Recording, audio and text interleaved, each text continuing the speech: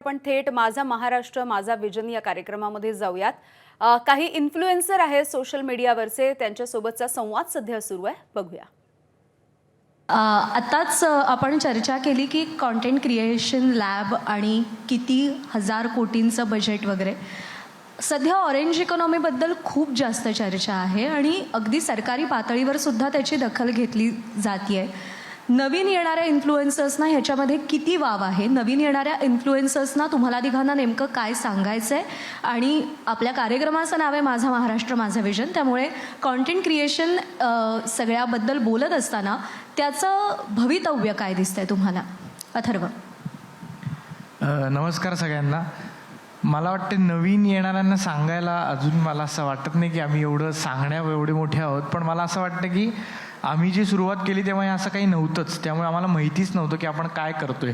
आम्ही फक्त हे आम्हाला आवडतंय, आम्हाला थोडंफार ते जमत होतं, फक्त आम्ही एक माध्यम शोधलं की बाबा आता आपण हे इंस्टाग्राम किंवा यूट्यूब सोशल मीडियावर हे पोस्ट करू शकतो, एवढंच माहिती होतं. त्यामुळे आम्ही जेव्हा सुरुवात केली तेव्हा आम्हाला माहिती नव्हतं की याचं पुढं काय होणार आहे. तर त्या आवडीनुसार आम्ही ते सुरुवात केली, त्यामुळे आज मला वाटते की ते आमची ती आवड आम्ही जपतोय आणि ते एकीकडे पैशाचं नंतर तो बाय प्रोडक्ट आहे. आधीच जर आम्ही तो विचार केला असता तर उलटा प्रवास चालू आहे की याच्यातनं पैसे मिळतात म्हणून कॉन्टेंट करू, असं बरेच जणांचं होतं. पण आमचं तसं न झाल्यामुळे आम्हाला तो एक फायदा झाला आहे. आणि नवीन येण्यानंतर तेवढंच सांगेन की जर तुम्ही हे खरंच करू पाहताय तर तुम्ही त्याच्यात आधी काहीतरी शिका, म्हणजे कुठलीही कला असेल ती आधी शिका, मगच ह्याच्यात उतरा. कारण की एकदा त्याच्यात उतरल्यावर एखाद दुसरी व्हिडिओ व्हायरल होती, पण मग नंतर तुम्ही अडकता की आता पुढं जाऊन काय करणार. त्यामुळे आमचं असं होतं की आम्ही थिएटर वगैरे करत होतो, त्यामुळे फक्त आम्ही माध्यम शोधत होतो की आपण इथे कुठं पोस्ट करू शकतो, आणि मग आम्हाला हे माध्यम सापडलं असं मला वाटतं. विनायक, तुला विचारायचं आहे की आजकाल कॉन्टेंट क्रिएशन हे एक खूप मोठी क्रेज असलेली इंडस्ट्री आहे आणि अनेकांना असं वाटतं की आमच्याकडे 4 कॅमेराज आहेत, 2 लाईट्स आहेत, 2 माईक आहेत, तर आम्ही कॉन्टेंट क्रिएटर होऊ शकतो. खरंच एवढं सोपं आहे कॉन्टेंट क्रिएटर होणं? वेल, मला सगळ्यात आधी मला इथे बोलवल्याबद्दल धन्यवाद, थँक्यू सो मच. आणि मला सिम्पल वाटतं की कॉन्टेंट काय आहे. कॉन्टेंट अशी गोष्ट आहे की जी गोष्ट रिलेट होते लोकांना. मी जसा आहे, मला समोरचा मुलगा किंवा मुलगी कोणी जी स्क्रीनवर दिसते, जिला मी रिलेट करतोय, दॅट्स अ कॉन्टेंट. आणि त्या कॉन्टेंटसाठी मोठ्या मोठ्या कॅमेराची गरज नाही आहे. आजकाल घराघरात सेलिब्रिटी आहेत. माझ्याच बिल्डिंगमध्ये 4 सेलिब्रिटी आहेत. सो कॉन्टेंट क्रिएशन खूप इझी झालं आहे. पण हां, फ्युचरसाठी मी नक्की बोलेल की एक कॉम्पिटिशन आहे. आता पहिले जेव्हा आम्ही सुरुवात केली त्यावेळी फक्त ह्युमन्स होते कॉम्पिटिशनसाठी, पण आता AI येतो आहे.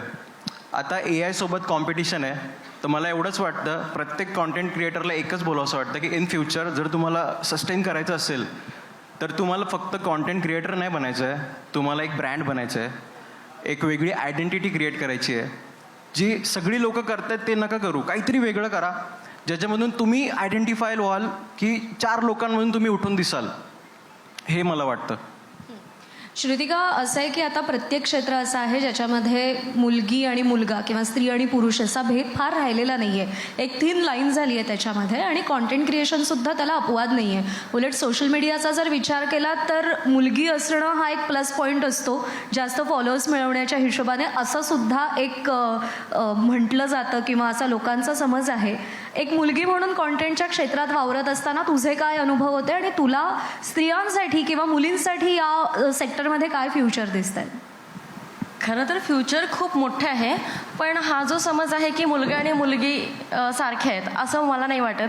कारण की विनायक दादा रात्री 12-1 वाजता जाऊन शूट करू शकतो, पण मला माझ्या घरचे, समाज आणि बाहेरचे लोक की हा काय हिचा जॉब आहे किंवा हे काय हिचं वर्क आहे असं अजूनही बघतायत. जर गावाकडे म्हटलं तर ही संख्या जास्त आहे की मुलींना थोडं जज करण्याची. तर त्याच्यामुळं असं आहे की ठीक आहे, मुलगी असली म्हणजे खूप जास्त फॉलोअर्स मिळतात वगैरे, पण जर तुम्ही कॉन्टेंट बनवत आहे आणि त्याच्यामागे काहीतरी तुमचं एक स्टोरी लाईन आहे तर मग मुलगा आणि मुलगी समान होऊन जातो. हां, फक्त तुम्हाला बॉडी वगैरेवरून जे आता चाललं आहे वल्गॅरिटी वगैरे त्यावर नसेल तर तो फायदा मुलींना होतो. पण मला असं वाटतं की ज्या गावागावातून मुलींना साधा DP असला कसा काय ठेवला याच्यावरून जज करणारे लोक होते, त्या मुली आत्ता या इंस्टाग्राम किंवा सोशल मीडियामुळं स्वतःमधलं टॅलेंट घेऊन जगासमोर येत आहेत. तर मला असं वाटतं की मुलगी म्हणून खूप जास्त स्कोप आहे. अथर्व, असे की एकदा प्रसिद्धी मिळाली किंवा एकदा लोकांनी तुम्हाला ॲप्रिशिएट केलं, त्याच्यानंतर कदाचित गोष्टी सोप्या होत असतील, पण जेव्हा अगदी सुरुवातीच्या काळामध्ये रस्त्यावर उभं राहून रस्त्यावरती फिरत कॉन्टेंट क्रिएट करायची वेळ येते, त्यावेळी एक जो टॅबू असतो, लोक काय म्हणतील ह्याची जी भीती असते, कारण का आपण सगळेजण त्या प्रश्नाभोवती खूप गुरफटलेले असतो, त्या प्रश्नाला किती बाजूला ठेवायला लागतं? आणि असा काही अनुभव आला का की लोक म्हणाले की हे काय चाललंय, हा काय करतोय मुलगा? नाही, आमच्या पुण्यात तर असं म्हणलंच जातं सर्रास की लोक काय म्हणतील हा प्रश्न नसतोच, कारण का तुम्ही घराखाली उतरलं की काहीतरी ना काहीतरी ते म्हणतच असतात. त्याचाच मी कॉन्टेंट बनवला खरं तर, की ते ज्या पद्धतीने टोमणे मारतात तेच मी उचलून त्या माझ्या स्टाईलनी मारण्याचा प्रयत्न करतो. पण मला असं वाटतं की जेव्हा आपण सुरुवात करत असतो आणि वेगळं काहीतरी नवीन करत असतो तेव्हा कोणालाच ते माहिती नसतं. तर बाहेरची लोकं काय, घरचे लोकांना पण कळत नसतं की नक्की हे काय करतायत. त्यामुळे मला वाटत नाही की तो अपमान किंवा असं काही असतं, ते म्हणणारच लोक. आता त्याच लोकांना जेव्हा ते कळायला लागतं तेव्हा ते वाटतं की अरे हां, हे काहीतरी चांगलं करतायत. फक्त तेव्हा आपण जर थोडे खचलो तर प्रॉब्लेम येतो. आपल्याला जर माहिती असेल की आपण जे करतोय ते योग्य, आपल्याला येऊ शकतं, तर आपण करत राहावं. पण असं म्हणजे मला असं काही वाटत नाही की त्याच्यात अपमान किंवा काही असं आहे, ते लोक म्हणणारच. म्हणजे मीही म्हणलो असतो जर मला ते येत नसतं. पुणेकरांना सवय असते अपमान करायची आणि अपमान पचवायची. बरोबर आहे. तुला किती बाजूला ठेवायला लागला हा प्रश्न की लोक काय म्हणतील? मी लक्षात देत नाही, मी इग्नोर करतो. कारण मी निगरगट्ट झालेला माणूस आहे. मला पहिल्यापासून मी इग्नोर करतो. आपण जेवढं लक्ष देऊ ना तेवढी, आता एक कुत्रा समोर चालतोय, त्याला आपण बोललो हाड, तो परत येईल अंगावर. आपण काय नाही बोलायचं, आपण गप, ओके तू बुक, मी जातो. माझं सिम्पल आहे. हळूहळू तो त्याच्यातला विनायक जागा व्हायला लागलाय. श्रुतिका, आपण जसं बोलत होतो की मुलगी, कॉन्टेंट क्रिएशन आणि हे सगळं क्षेत्र, आणि तू विदर्भातून येतेस, म्हणजे तू गावाचा सुद्धा उल्लेख केलास.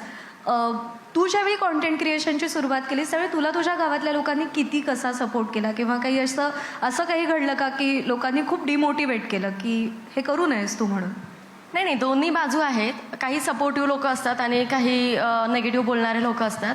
आता ते आपल्यावर आहे की आपण कोणाला म्हणजे कोणाकडे लक्ष देतोय आणि आपल्या कामावर त्याचा किती फरक पडून घेतोय. जसं दादानी म्हटलं की हाड, तसं काही सुरुवातीला मला खूप फरक पडायचा आणि मग त्या कॉमेंट डिलीट करणे किंवा हाईड करून ठेवणे हा प्रकार मी करायची. आता मी कॉमेंट फार काही वाचत नाही आणि ज्या चांगल्या असल्या त्यांनाच फक्त रिप्लाय करते, बाकी सर्वांवरच लक्ष नाही देऊ शकत.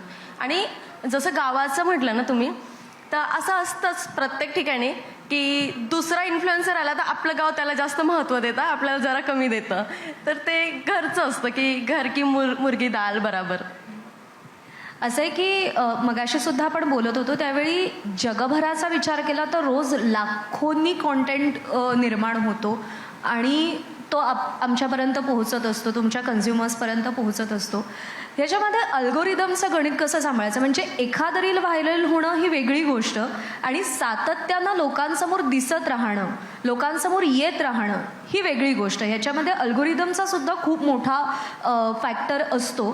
तर ते गणित तुम्ही कसं सांभाळता? म्हणजे ही जी स्पर्धा आहे जगभरामध्ये निर्माण झालेली, कारण का आता एक छोटं गाव झालं आहे जगाचं या सोशल मीडियामुळे, तर त्याच्यामध्येच आपलं अस्तित्व टिकवून ठेवणं आणि आपला कॉन्टेंट सतत लोकांना दिसत राहणं, यासाठी तुम्ही काय करता?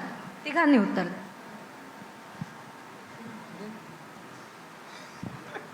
सॉरी, मी बोलायला खूप उतावळा असतो कारण मला घरी बोलून देत नाही, तर मी बाहेर आल्यावर बोलत बसतो. बोल तुझंच स्टेज आहे. थँक्यू. मला असं वाटतं की कन्सिस्टन्सी पहिली गोष्ट.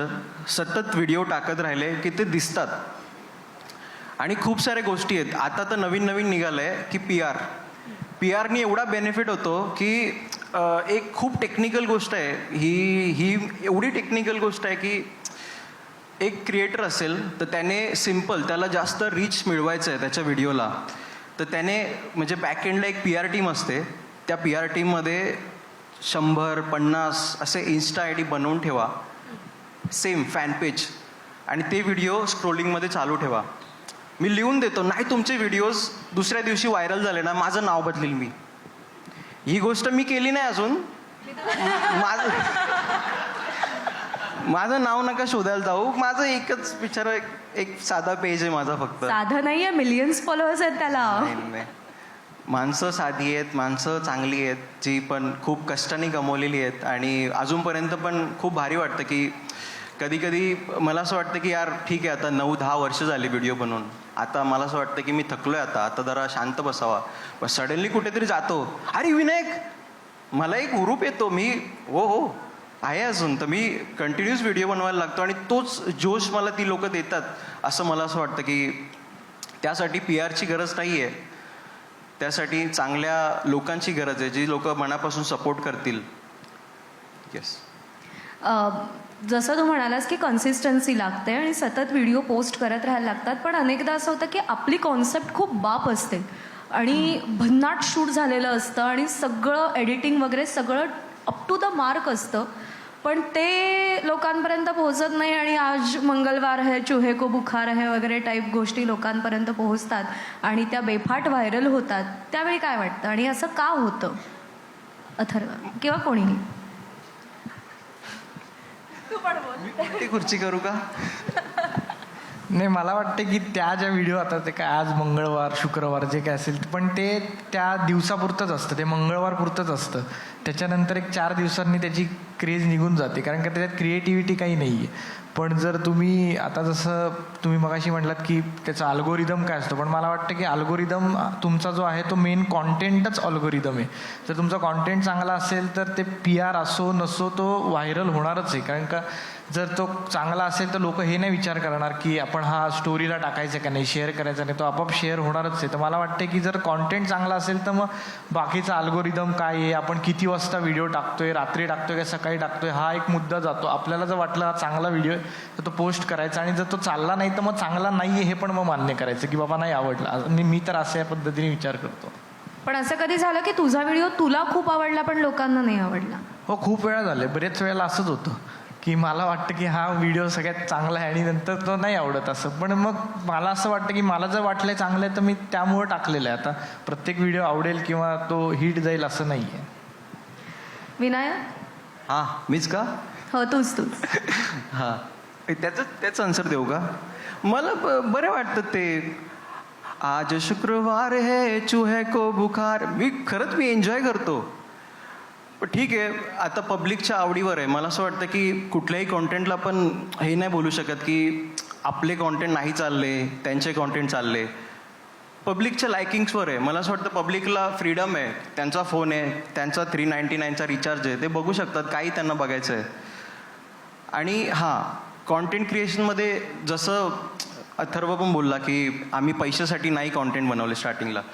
सो मला हेच वाटतं की एक्सपेक्टेशन ठेवून कुठली गोष्ट केली की मी ह्या प्रोजेक्टला लाखो रुपये खर्च केलेत, हा प्रोजेक्ट मला लाखोचा रिटर्न देईल, त्यापेक्षा जास्त देईल.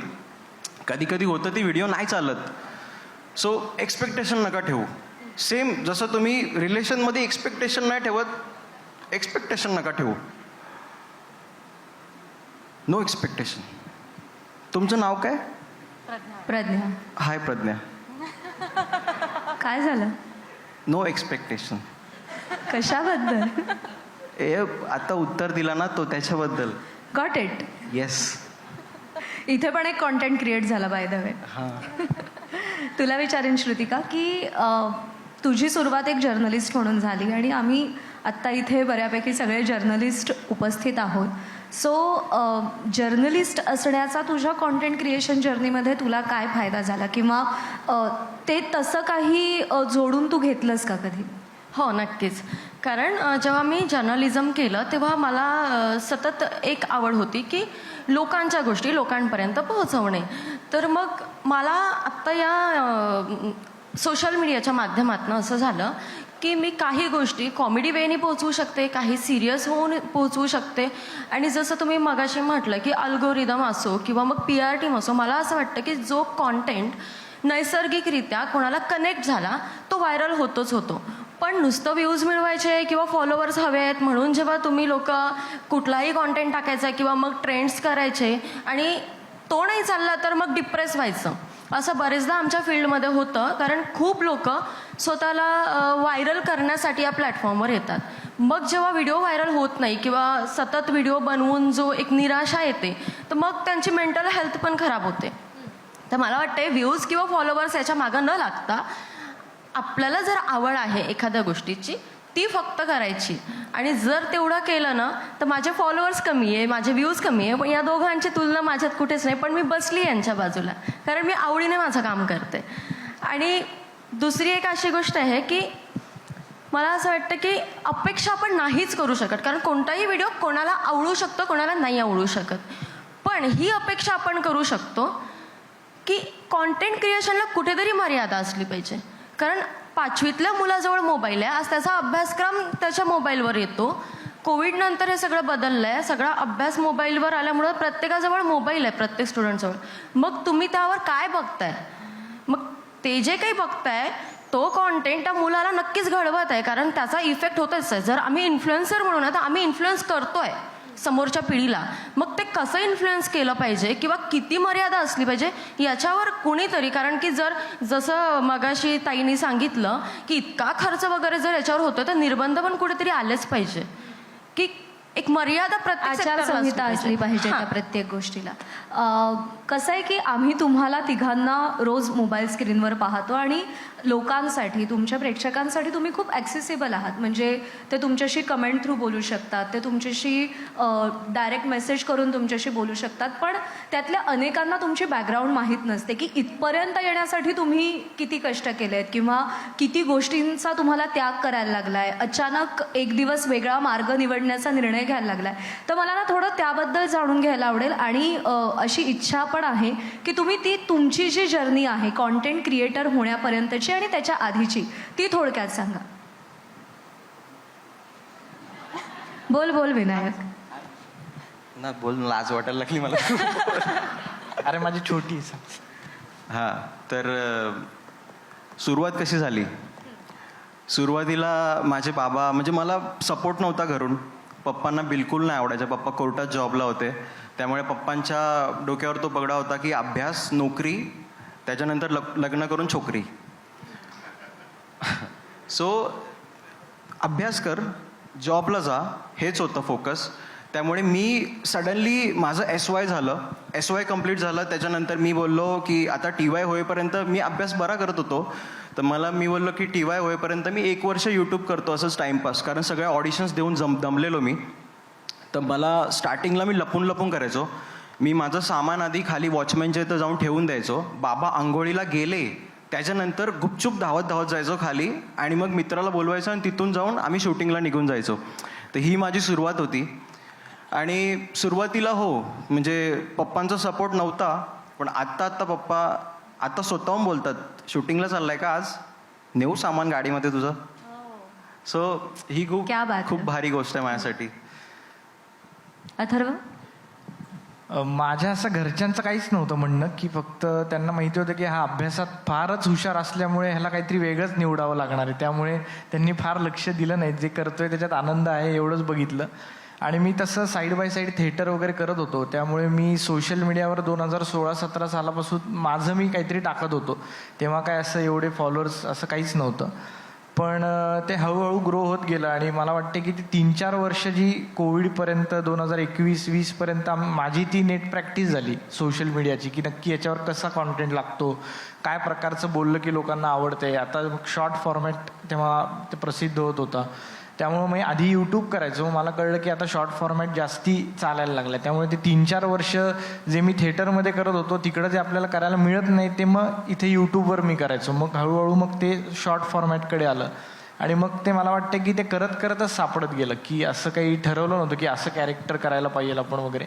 पण ते करत सापडल्यामुळे आणि मग एकदा क्लिक झालं की मग आपापच रस्ते उघडले होते तोचपर्यंत सगळे सोशल मीडियाचे. कारण का सोशल मीडिया खूपच फास्ट ग्रो होत होतं आणि मग आम्हाला त्याचा सगळ्यांनाच फायदा झाला. यूट्यूबवरती एवढा मोठा कॉन्टेंट ब्लॉग पोस्ट करून लोकांना तेवढा वेळ आपल्याकडे रोखून ठेवणं किंवा आपल्याला ऐकण्यास भाग पाडणं हे कसं साध्य केलं? जसं की मी सांगितलं की जितका नॅचरल कॉन्टेंट असला आपला तितका तो लोकांना कनेक्ट होतो आणि ते शेवटपर्यंत बघतात. आता ब्लॉगर्स आहे, पण मला असं वाटतं मी पण काही काळ ब्लॉगिंग करून बघितली होती. त्यामध्ये असं होतं की सतत तुम्हाला तुमचा दिवस ठरवावा लागतो की आज मी दिवसभरात काय करणार आहे जेणेकरून मी लोकांना काय दाखवू. म्हणतात ना रील लाईफ आणि रिअल लाईफ, तर मग त्यामध्ये खूप म्हणजे फरक पडतो आपल्या आयुष्यावर. आपल्याला सतत फेक राहावं लागतं. मग व्लॉग बनवणे किंवा आपल्या आयुष्यातला एक छोटा मोठा पार्ट दाखवणे, त्याशिवाय व्लॉगिंग करायची आहे म्हणून आपलं आयुष्यच आपण बदलायचा, हा खूप मोठा फरक येऊन जातो त्या गोष्टीमध्ये. तर मला असं वाटतं की जी रिअल लाईफ आहे ती खूप कमी जगायला मिळते ॲज अ इन्फ्लुएन्सर किंवा कॉन्टेंट क्रिएटर. विनायक, मला थोडं ना तुझ्या आजीबद्दल विचारायचं आहे, कारण का त्या भन्नाट कॅन्डिड आहेत आणि त्यांचा ऑनस्क्रीन प्रेझेन्स बघणं हे खूप कमाल एक्सपिरियन्स असतो. म्हणजे कधी कधी तुझ्यावर लक्ष जात नाही पण आजीकडे तुझ्या लक्ष जातं. आजीला कसं कन्व्हिन्स केलंस कॉन्टेंट क्रिएशनमध्ये तुझ्या सहभागी होण्यासाठी किंवा शूटिंगसाठी? आणि ती म्हणजे तुझी आजी तुझ्यापेक्षा जास्त प्रो आहे? एक व्हिडिओ बनवतो, एकदा आजीचे पाय दाबून देतो. हे अशी कन्व्हिन्स केलं मी तिला खरंच तिला आवड नाही आहे, फक्त तिचं ना एक खूप सुंदर थॉट आहे. मी सांगतो, तिला असं इच्छा आहे की मी मरण्याच्या आधी मला लोकांनी बघावं. आणि ती नेहमी जेव्हा मी जातो तिथे तेव्हा तिचं एक असतं की माझा फोटो काढ. तिला तिचा प्रेझेन्स म्हणजे ती स्वतःवर खूप जास्त प्रेम करते. आणि तिचा जो इनोसन्स आहे ना तो व्हिडिओमधून दिसून येतो आणि तोच लोकांना बघायला जास्त आवडतो. लोक मला बघतच नाही ती असेल तर, लोक तिच्याकडेच एवढा फोकस करतात. आणि जो इनोसन्स आहे, मला मजा येते तिच्यासोबत व्हिडिओज बनवायला. ती पंख्याच्या बटनाची कॉन्सेप्ट कशी सुचली? मी जेव्हा झोपतो, आम्ही पहिले 1 BHK मध्ये राहत होतो, तर 1 BHK मध्ये एकच बेडरूम असल्याने मी 12ला उठायचो आणि माझे पप्पा उठल्यानंतर सगळ्या गोष्टी पहिले पप्पा लाईट बिल भरायचे, तर पप्पा सगळ्या लाईटी बिटी सगळ्या बंद. मला ॲक्च्युली रात्री फोबिया आहे, मी झोपताना सगळ्या लाईटी चालू ठेवून झोपतो कारण मी अंधारात झोपू नाही शकत. सो पप्पा उठल्या पहिले बेडरूमच्या लाईट्स ऑफ करायचे, पंखा बंद करायचे. लाईटीचा मला काही प्रॉब्लेम नव्हता दिवसा, पंख्याचा प्रॉब्लेम आला. जसा पंखा बंद व्हायचा एक घामाघूम पूर्ण, कारण सूर्यकिरणं डायरेक्ट खिडकीतून यायच्या आतमध्ये. आणि तोच थॉट होता. मला असं वाटलं की आजीने जर तो सिक्वेन्स प्ले केला की आजीला तर बटन पण दिसत नाही, तिला मोतीबिंदू होता पहिले, तिला कॅटरॅक्ट्स होतं, त्यामुळे मग तिला दिसायचं नाही पहिले, तर तो तिचा इनोसन्स आणि पप्पांच्या पंख्याचं सिच्युएशन ती मी मिक्स केली. ग्रेट. अथर्व, हे काय बरोबर नाहीची सुरुवात कशी झाली? कसं सापडलं ते वाक्य तुला? मी असंच एकदा लग्नात जेवणाला गेलेलो आणि एक माणूस असंच, नाही हे काय आवडलं नाही, हे काय ते काय नाही. मग मी पण एका मित्राच्या आजी आजोबांच्या कार्यक्रमाला गेलेलो, तिथं पण मग मी तो व्हिडिओ करण्याचं ठरवलं. कारण का मला असं वाटतं की प्रत्येक लग्नात किंवा कार्यात अशी माणसं असतात किंवा असे नातेवाईक असतात की त्यांना काही दिलं तरी ते त्यांना नाहीच, हे नाही आवडत ते नाही आवडत असं म्हणतात. मग त्याच्यावरनं मला वाटलं की आपण असं काहीतरी करू की जेवायला आल्यावर जेवणाला नावं ठेवू. आणि ते असं रॅन्डम मी एका कार्यक्रमात तो व्हिडिओ बनवलेला आणि तो असंच टाकला. मला माहीत पण नव्हतं की याचं काय होईल, पण ते इतकं लोकांनी हे करायला सुरुवात केली, मग ते आता बिल्ड झाले त्याला. पण आता तू त्याच्यावरती एवढा कॉन्टेंट क्रिएट केला आहेस मित्रांवरती, लग्नाच्या सीनवरती, की आता घरातल्या एखाद्या लग्नाच्या फंक्शनमध्ये गेलास की लोक तुझ्याशी आपुलकीने बोलतात की भीतीने दूर पळतात की आता हा आपल्याला कॉन्टेंट बनवेल, किंवा तुझी सगळी बडदास्त व्यवस्थित ठेवतात की आता त्याला असं नको म्हणायला लागायला की हे काय बरोबर नाही. नाही, काय वेळेस ते पण बदला घेतात, मग जेवायला नीट देत नाहीत वगैरे असंही करतात. पण नाही, त्यांना आता असतं प्रत्येक लग्नात. उलट आत्ता मी एका माझ्या भावाचं लग्न होतं तेव्हा ते म्हणले की तुम्ही हा आता कॉन्टेंट करा आमच्या लग्नात. त्यामुळे मला असं वाटतं की त्यांना भारी वाटतं की आपल्या कार्यात असं काहीतरी झालं तर मजा येईल म्हणून. ओके. मला तुझ्या बायकोबद्दल थोडं विचारायचं आहे. आत्ता मगाशी रितेश देशमुख आले होते आणि त्यांनी जिनिलियाबद्दल खूप म्हणजे अप्रिशिएट केलं त्यांचं योगदान. तुझ्या कॉन्टेंट क्रिएशनच्या जर्नीमध्ये तुझ्या बायकोचं योगदान कसं आहे?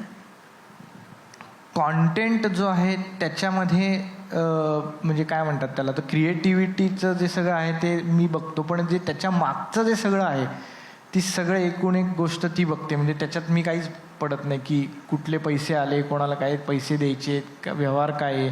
त्यामुळे त्या सगळ्या गोष्टी आहेत हे तीच बघते आणि त्यामुळं मग मला हा सगळा विचार करायला वेळ मिळतो की आता आपण हा कॉन्टेंट करू, तो कॉन्टेंट करू. त्यामुळे माझं 70% काम मागचं जे काम आहे ते सगळं तीच करते. त्यामुळे मला जे फक्त आहे ते लक्ष द्यायचे की आज व्हिडिओ काय करायची, ह्याच्या पलीकडे मला कुठला विचार नाही करायचा. खऱ्या आयुष्यात कधी दरवाजाबाहेर उभं राहून अगं ते रील इंस्टाग्राम असं म्हणायची वेळ आली आहे का? नाही, ते येऊ नये म्हणूनच ते करतोय की बाबा इथं तू ते भडास पूर्ण काढून घे, पण खऱ्या आयुष्यात असं कधी करू नको. मला हे नाही आला, हा प्रश्न मला ॲप्लिकेबल नाही. अनमॅरिड. तू अनमॅरिड आहेस, मी पण तरी unmarried. सुद्धा तुझ्या कॉन्टेंटमध्ये सासर येतं, ते कसं काय? माझं आता असं झालंय की माझ्या ह्या अनमॅरिडच्या कंडिशनमध्येच मी सगळी लाईफ जगलोय असं वाटतं मला. कारण माझ्या पप्पांचं तर लग्न झालंय. सो मी ज्यांची लग्न झाले त्यांना ऑब्झर्व करतो फक्त की हे बाबा हे दोन नवरा बायको, एक सिम्पल आहे, नवरा आणि बायको ओळखण्याची एकच टेक्निक आहे. लोकांच्या समोर हसत वागतील, कोपऱ्यात जाऊन भांडतील. तुला बोललो होतं ना मी, तू असं का बोला? तुला समजत नाही का चार चौकात कसं बोलायचं? नवरा बायको. सो हेच कन्व्हर्सेशन आहेत. आणि माझ्या पप्पांचा स्वभाव चिडका, म्हणजे एवढा चिडका की तुला अक्कल नाही का? तुला बोललो होतो ना काय, तू काय करते, तुला समजतंय का काय? सो हे जे टोन आहे ना माझ्या पप्पांच्या बोलण्याचा, मनापासून नाही रागवत, पण ज्या प्रकारे बोलतात ना, तो टोन मी पकडला आणि तो माझी बायको सिरीजमध्ये यूज केला, तर तो लोकांना खूप रिलेट झाला. पण कशी, म्हणजे आता तू म्हणालास की नोकरीनंतर छोकरी पप्पांना हवी आहे, कशी बायको हवी? पप्पांना नाही, मला हवी आहे. म्हणजे तुझ्याकडून अपेक्षा आहे, शब्द बदल नका करू तुम्ही. मला घरी तुझ्याकडून जायचं. अपेक्षा आहे.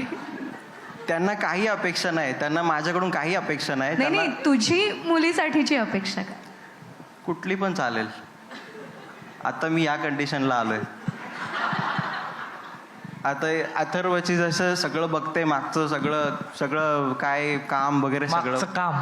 काम माझं कोण नाही बघत. काम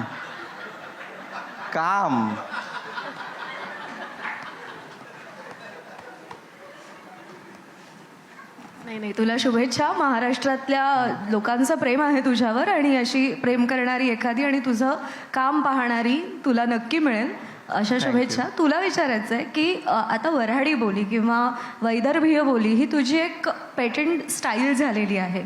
कधी असा अनुभव आलाय की एखादा फॅन किंवा एखादा मुलगा खूपच मागे लागलाय आणि मग तुझ्यासाठी खास वैदर्भीय भाषा त्याने शिकून घेतली, असं कधी झालं?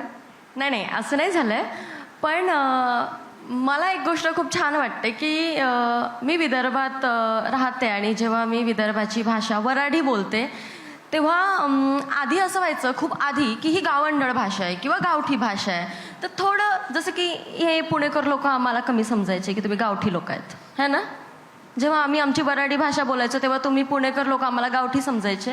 हो का? मला नाही माहिती. पण आत्ता नाही समजू शकत, कारण की आमची विदर्भाची भाषा इतकी गोड आहे.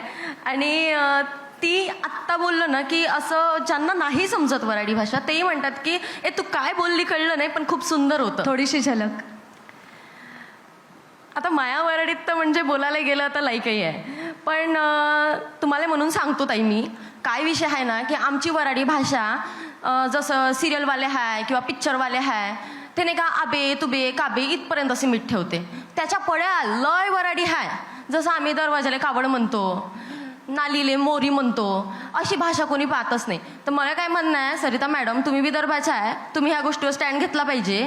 काहून का कसं आहे, पिक्चर बनते मुंबईत वऱ्हाडी भाषेवर, सिरियला बनते वऱ्हाडी भाषेच्या मुंबईत, आणि त्याच्यात माझं म्हणणं आहे की निदान मग आर्टिस्ट घ्यायला पाहिजे का नाही विदर्भातले. ती कोळल्या आर्टिस्टले आमची वऱ्हाडी शिकवते आणि ते इले टाकते आणि ते आमच्या वऱ्हाडीचा धिंगाणा लावते मॅडम. म्हणून माया म्हणणं आहे, मायासारख्या लय पोरं आहे जे वऱ्हाडी भाषा चांगली बोलते, गावातून बोलते, तर त्या भाषेला थोडंसं येणं समोर आणायला पाहिजे. आता आमची जी वऱ्हाडी भाषा आहे आमच्यामुळं बाहेर आली, नाहीतर या लोकांनी आमचे जी वऱ्हाडीचा गोडवा आहे ना तो घालवला होता. क्या बात आहे.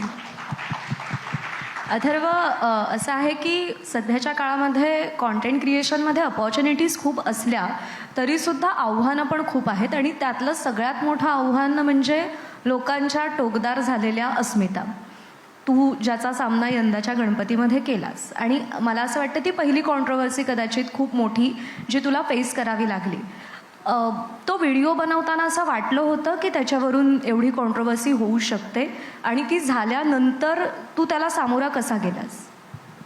नाही, व्हिडिओ बनवताना तर असं काही वाटलं नव्हतं की कॉन्ट्रोवर्सी होईल, पण ते झाल्यावर मग मी निर्णय घेतला की आता असं आपण काही बनवायलाच नको. आता पण मला तेव्हा एवढंच कळलं की आता आपण काही बनवलं तरी लोक त्याच्यावर आक्षेप घेऊ शकतात. म्हणजे ते कुठलाही व्हिडिओ असेल, तुम्ही त्याच्यात चांगलं दाखवा किंवा काही दाखवा, पण लोकांना कुठल्या ना कुठल्या तरी माणसाला ते आवडणार नाहीच आहे.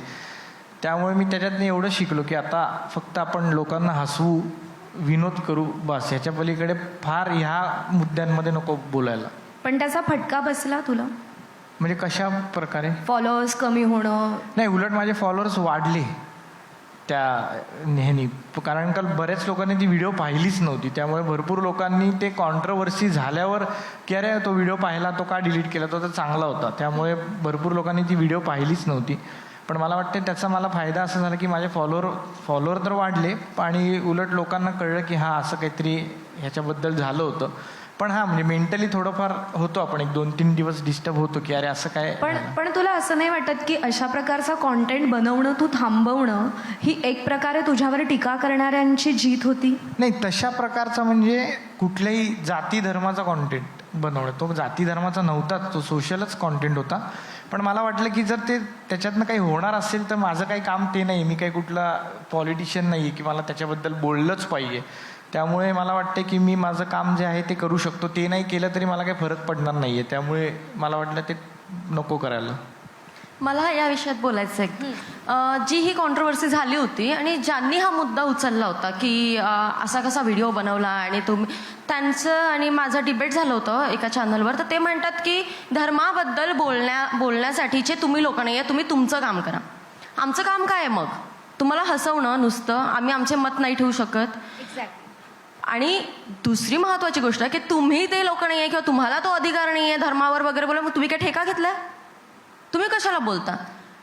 तुम्ही जर पॉलिटिशियन आहात तर तुम्ही तुमचं कामं करा. तुम्ही कशाला आमच्या कंटेंट क्रिएशनकडे लक्ष देताय? आणि जे वल्गॅरिटीवर इतके व्हिडिओ बनवत आहे, जे शिवीगाळ करून फेमस होत आहे, ट्रोल होत आहे, ट्रोलिंग करून एकमेकांना, त्यांच्यावर नाही तुम्ही कधीच बोलत. मग जो व्यक्ती चांगले व्हिडिओ बनवत आहे आणि एक चांगला सामाजिक संदेश देण्याचा प्रयत्न आहे, त्याच्यावर लगेच तुम्ही उभे होता. मग चांगली क्रिएटिव्हिटी तुम्ही कुठेतरी दाबताय ना. आणि जे बाकी लोक काहीतरी करून फॉलोअर्स मिळवायचे, व्ह्यूज मिळवायचे, त्यांना तुम्ही काही बोलतच नाही, त्यांना मोकळं राहणं. तर मला वाटतं की हे चुकीचं आहे आणि अथर्वदादांनी कंटिन्यू त्याचं ते काम करायलाच पाहिजे, कारण की त्याची सध्या गरज आहे. विनायक, मला फटका बसलाय. कसा आणि काय? मी स्टार्टिंगला मी बनवलेत असे कॉन्टेंट. तर मलाच म्हणजे मी जेव्हा कॉलेजला होतो SYला, त्यावेळी जस्ट एक्झाम देऊन आलेलो आणि तिथे काहीतरी कॉन्ट्रोवर्सी झालेली. आता कॉन्ट्रोवर्सी बोलत नाही मी काय झालेली, तसं झालेल्या खूप झालेल्या, एअरपोर्टवरून पण झालेली. तर मी एक्झाम देऊन आलो, बाहेर आलो, काही व्हाईट शर्ट घातलेली लोकं होती. तर ती बोलली मला की तू असं का केलं, असं का बोललास. तर माझे काही 4 मित्र होते, तर मी टेन्शन फ्री होतो. मी बोललो मला काय फरक नाही पडत, मित्र आहे, माझाच कॉलेज आहे आणि मला टेन्शन नाही. मी गेलो त्यांच्याशी बोलायला. तिथे गेल्यानंतर बघितलं माझे मित्र नाही आहेत. माझी फाटली. तेव्हापासून मी खूप कमी केले. म्हणजे नेक्स्ट क्वेश्चन. आगरी किंग अशी तुझी ओळख आहे आणि तुझे अनेक ते गळ्यात सोन्याच्या चेन वगैरे घातलेले व्हिडिओज आम्ही पाहिलेत. आगरी लोक म्हटलं की सोनं, मटण या गोष्टी विचारात घेतल्या जातात. आगरी लोकांबद्दलचा असा काय गैरसमज आहे जो तुला दूर करायला आवडेल? खूप लोक बोलतात की आगरी लोक म्हणजे सतत म्हणजे ह्याला त्याला काही बोलणार, पण आगरी लोक एवढी गोड आहेत. तुम्ही कधीतरी कुठल्या तरी आगरी गावात जा, आगरी कोळी गावात जा, तुम्हाला मस्तपैकी अशी फ्रेश ताजी समुद्रातून मच्छी पकडलेली देतील, तुम्हाला खायला देतील. बांगडा, कोपा, गोल मासा, एवढं भारी भारी तुम्हाला जेवायला मिळेल तिथे. एवढी चांगली आणि प्रेमळ लोक आहेत. आणि मी आज इथे आहे, मला त्याच लोकांमुळे मी येते. मला त्या लोकांनी जेव्हा त्यावेळी सपोर्ट केला म्हणून मी आज इथे. आज नाही तर मी नसतो इथे. मी आज शेट माणूससाठी सांगतो मॅम तुम्हाला, एका गाडीची कॉस्ट येते 8,000 to 9,000 नॉर्मल इनोवा वगैरे, आणि 12,000 पर्यंत काहीतरी फॉर्च्युनर वगैरे येते. तर मला त्यावेळी माझ्याकडे पैसे नव्हते एवढे. तर त्यावेळी मला गाड्या पाहिजे होत्या फक्त, आणि माझे मित्र जमत गेले. तर मला माझ्या आगरी-कोळी मित्रांनी, माझ्या बाकीच्या सगळ्या मित्रांनी मला एका फोनवर आज गाड्या अवेलेबल होतात. मला एका रोड ब्लॉक करायचा आहे, अख्खाच्या अख्खा रोड ब्लॉक होतो. म्हणजे आज एवढी मला खूप मित्रांची माझ्या मदत आहे. आज कुठल्याही गावामध्ये शूट करायचं असेल, कुठल्याही लोकेशनवर करायचं असेल, 10-15 गाड्या लावायच्या असतील, मला फक्त माझ्या मित्रांना फोन करायचा आहे. आणि एवढी चांगली आहेत, पॉलिटिशियन्स आहेत काही मित्र, काही बिझनेसमॅन आहेत, एवढे सपोर्टिव्ह आहेत. सो मी खूप लकी समजतो की मला त्यांनी एवढा साथ दिली. अथर्व, असं आहे की आपण एक कॉन्टेंट क्रिएट करतो आणि तो सातत्यानं त्या चौकटीतला कॉन्टेंट क्रिएट करतो आणि मग आपण आपल्या कॉन्टेंटचा एक बार सेट करतो. तो बार सेट झाल्यानंतर प्रेक्षकांच्या सुद्धा आपल्याकडून अपेक्षा खूप जास्त वाढतात.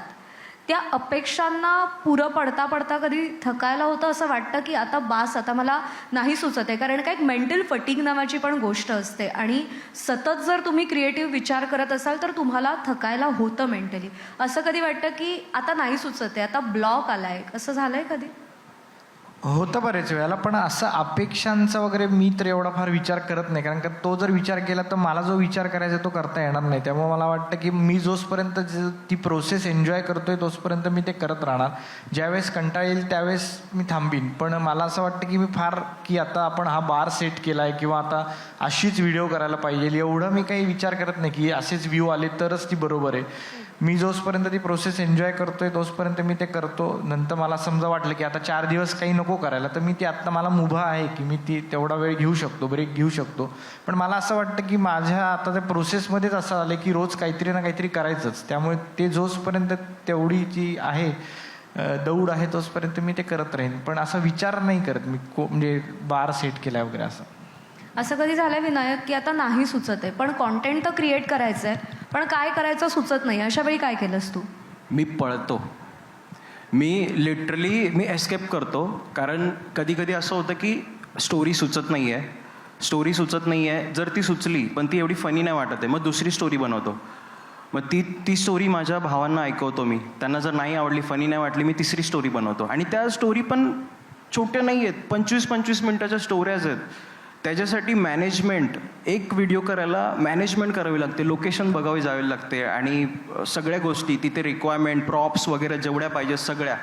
आता एका व्हिडिओची मॅनेजमेंट केली, दुसऱ्या व्हिडिओची मॅनेजमेंट करतोय. कारण पहिली स्क्रिप्ट नाही अप्रूव्ह झाली, दुसरी बनवतोय, दुसरी नाही बनवली, तिसरी बनवतोय. तर त्याची मॅनेजमेंट नाही होते, माणूस थकून जातो. माझ्या मेंदूच्या ज्या वायरी आहेत त्या लिटरली अशा क्रॉस कनेक्शन होतात त्याच्यामध्ये. आणि मी बोलतो आता नाही होणार माझ्याकडून. तर मी कुठेतरी निघून जातो शांतपणे एकटाच. मला सोलो ट्रॅव्हलिंग खूप आवडते. मला असं वाटतं की माणसाला, इव्हन मी ही गोष्ट बोलेल, जेव्हा लोक डिप्रेस असतात ना, फिरा, सोलो ट्रॅव्हल करा, फिरा, बिंदास फिरा. माणसाला एवढं रिलॅक्स वाटतं, काही गरज नाही कुठल्या मित्राची, मैत्रिणीची, जस्ट फिरा. आणि मी तिकडून जेव्हा येतो तेव्हा मी फुल स्पीडने काम करतो. असं म्हणतात की व्यक्ती तेवढ्या प्रवृत्ती असतात आणि तुम्ही तिघंही वेगवेगळ्या स्वभावाचे, वेगवेगळ्या संस्कृतीचे आणि वेगवेगळ्या बॅकग्राऊंडचे आहात. आणि तिघांमध्येही एक सामायिक धागा आहे, तो म्हणजे कॉन्टेंटचा. आणि तुमच्या कॉन्टेंटच्या माध्यमातून तुम्ही भरभरून मनोरंजन करताय आमच्या सगळ्यांचं. खूप मनापासून आभार आज इथे मंचावर आलात ABP माझाच्या, आणि कॉन्टेंट क्रिएशनमध्ये आम्हाला माहिती नसलेल्या गोष्टी आम्हाला सांगितल्यात त्याबद्दल. ABP माझा, उघडा डोळे बघा नीट.